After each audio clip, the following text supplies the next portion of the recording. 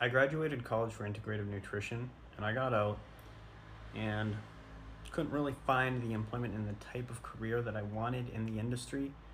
Having been an entrepreneur most of my life since I pretty much got out of high school, I decided to start my own business, and I can confidently say the health and wellness industry is the most challenging business that I have ever built in my life. It's much easier to just have a store, buy some stock, and sell it. And I think that in college it should be mandatory to learn marketing and sales and the psychology of both, to be able to understand how to market yourself, because it's very bizarre when you get all these good reviews about how you know good you are at being a nutritional counselor and a holistic nutritionist, and how sage your advice is, and you've got Google reviews and you've got testimonials and people are always thanking you.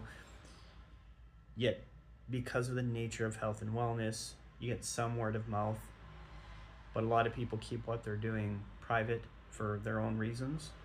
And so you end up in a situation where you're just, I'm just not good at marketing myself out to new clients, and therefore my lead acquisition, my client acquisition is just not great. And I end up questioning my own abilities, even though I'm really good at what I do, and I really help a lot of people, and I've helped over 154 or so people since I started this to completely change their health and their lives.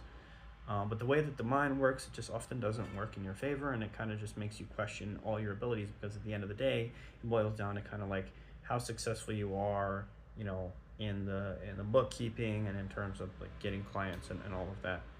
And that's just kind of my opinion on what should be taught, so that people know when they get out of college, how to be able to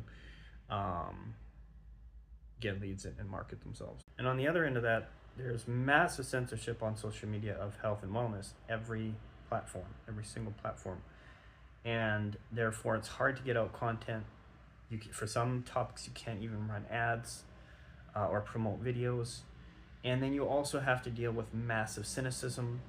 And then you also are going to have to deal with, especially if you're teaching things that are a counter to what mainstream, Western medicine or mainstream, dieting is teaching people, you're going to put up with a lot of slander and ridicule from a lot of high level people.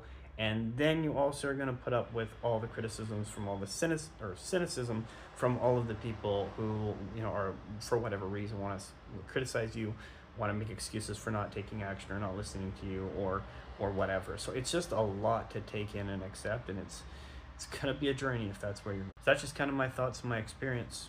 Subscribe for more.